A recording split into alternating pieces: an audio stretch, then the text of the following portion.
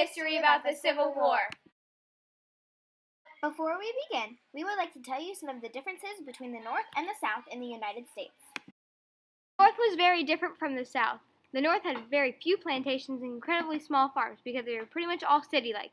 Their slavery was also abolished. The South, however, had very large plantations and did have slaves. They had the cotton gin that helped them make the cotton, and the North did not have that. The Missouri Compromise.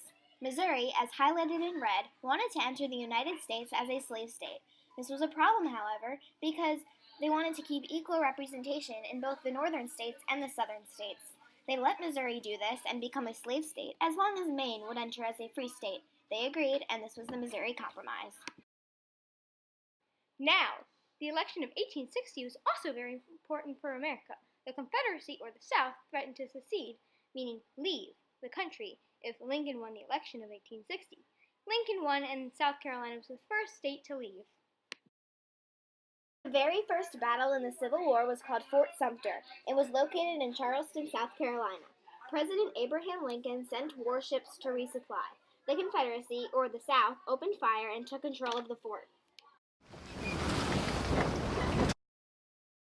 After the election, America fought the bloodiest battle in the world called Gettysburg, which took place in Gettysburg, Pennsylvania.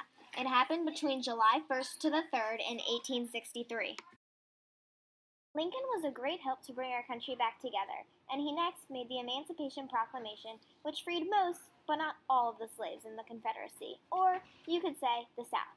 He wrote this proclamation and gave it also as a speech. This is a big celebration for African Americans today because they are no longer slaved, and this helped them to become free forever.